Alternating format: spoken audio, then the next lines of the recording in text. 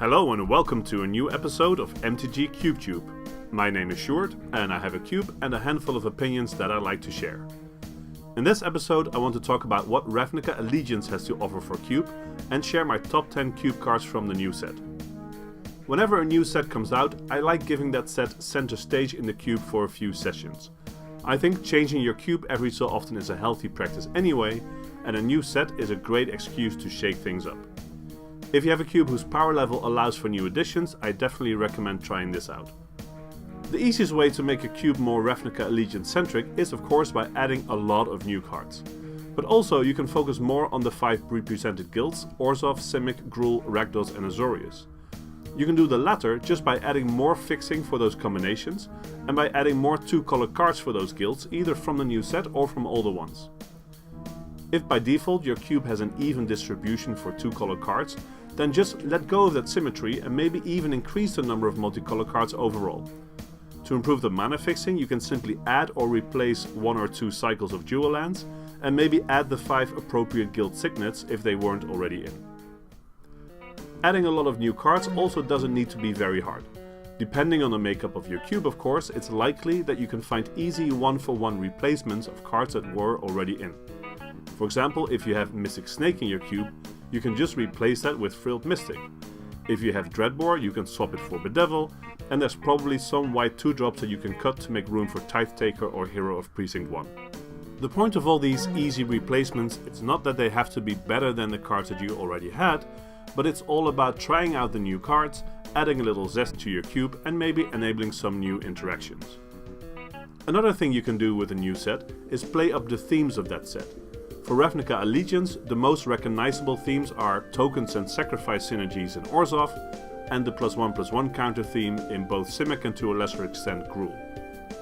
If your cube, for example, already had some of these cards in, then adding some afterlife creatures, sacrifice outlets and additional payoffs could introduce a whole new archetype.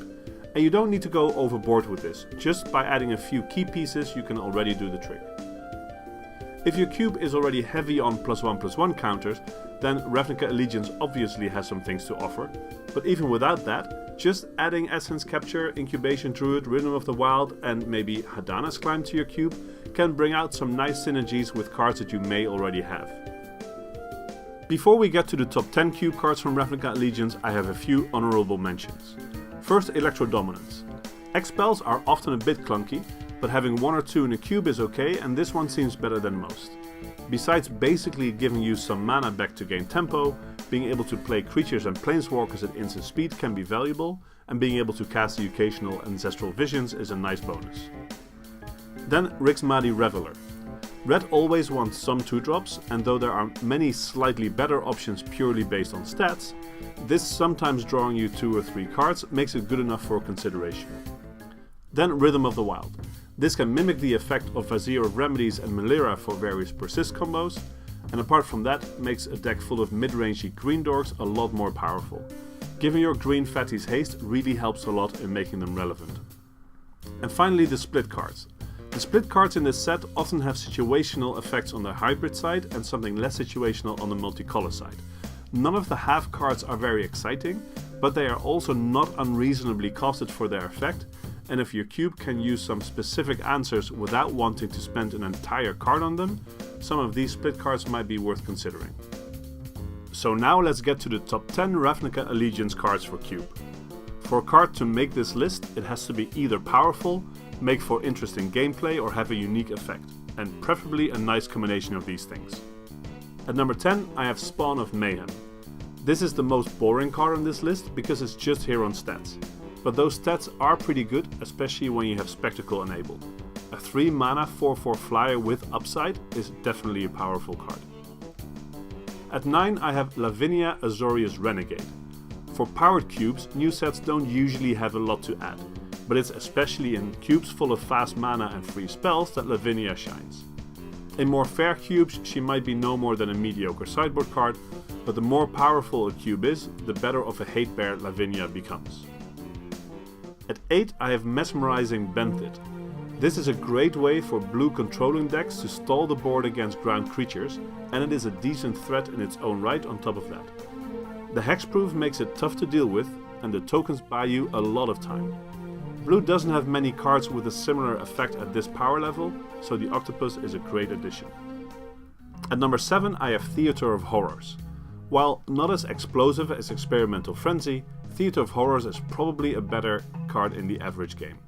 Being 1 mana cheaper than similar effects is pretty important, and the downside of having to deal damage to your opponent isn't much of a downside for red and black, and it's also offset by the fact that the cards don't disappear at the end of the turn.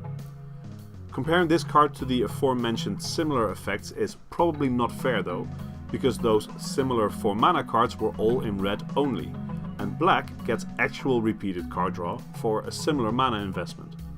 Phyrexian Arena is probably the card we should be comparing this to, and to be honest, I'm not very sure which one is better, but a card similar to Phyrexian Arena is already pretty decent, and on top of that, Theater of Horrors is more interesting and more fun, and is therefore a great cube addition. At number 6 I have Dovin Grand Arbiter. I like the more narrow planeswalkers in the Ravnica sets, and Dovin is in my opinion the sweetest one. He doesn't just go into any deck, but in the right deck the gameplay with this one is great. You make some tokens and gain some life, or you go straight to a very fast ultimate. And though the ultimate doesn't win the game outright, finding the best 3 cards from the top 10 of your deck is still very strong and feels ultimate-like enough to be exciting. At 5 I have Judith the Scourge Diva. Even if Rakdos aggro isn't really a thing in your cube, Judith is a great splash for a red aggro deck. But having her could easily make Rakdos a viable aggressive combination. She provides a Lord effect for any creature type, has great synergies with sacrifice effects, adds a little bit of insurance against sweepers, and on a board that your opponent thought was stabilized, she can represent a huge amount of unexpected damage. This card is much more threatening than its name suggests. At 4 I have Pteramander. I like having a Spells Matters theme in blue and red available, but I've always been underwhelmed by Delver of Secrets in such a deck. It's just so hard to transform, and Pteramander can play a similar role, but it's much less demanding. Your deck can be 1/3 instants and sorceries and you'll still be easily able to adapt it in the mid game, and that makes Pteramander flexible and powerful and exactly what the spells deck needed. At 3 I have Hydroid Krasis. It's a big flying fatty that draws cards and gains life, a few of my favorite things. In a ramp deck, it's great to have one of your big payoffs be castable at various points on the curve. Even if the plan is to cast this for access 6 or more, if you need to, you can just cash this in for 4 mana. The thing that holds this card back a bit is that many green fatties are also great to cheat into play, either by finding it from your deck or bringing it back from the graveyard, and that angle doesn't fly at all with Hydroid Krasis. Still, this card comes straight from Value Town and it's easily one of my favorites. At number 2, I have Prime Speaker Vannifar. Birthing Pod is one of the more fun cards to build around, but it has the problem of being only a one-off in a deck that needs to be heavily focused on it. After picking a Birthing Pod, players will often warp their draft around it to have good value creatures at every point of the curve, but often those decks end up not really working well without drawing that one Birthing Pod. The fact that green's tutors like Green Sun Zenith and Court of Calling cannot help to find the linchpin of such a deck doesn't help. A redundant Birthing Pod that's also a creature to be easily found when necessary is therefore a very welcome addition. Vannifar can enable all sorts of combo or value-oriented strategies and was the card I was most excited about when I saw the spoilers for the first time. And so far, she hasn't disappointed. But my number 1 cue card from Ravnica Allegiance is definitely Light Up the Stage. Even 2/3 of Ancestral Recall is good, and that is very close to what this card is. In most situations this just reads 1 red, draw 2 cards, and that is a very unique effect for red, a super powerful card and one that can go into a variety of decks that care about damaging the opponent. For me this is the clear winner from Ravnica Allegiance, and it's a card that can go into almost any cube, from ones with only commons and uncommons from the most recent sets to powerful vintage level cubes. Light up the stage indeed. And that is all for this episode of MTG CubeTube. If you like this and want to see more, check out my YouTube channel and please like and subscribe. If you have any questions or opinions, feel free to leave a comment. Thanks for watching and see you next time.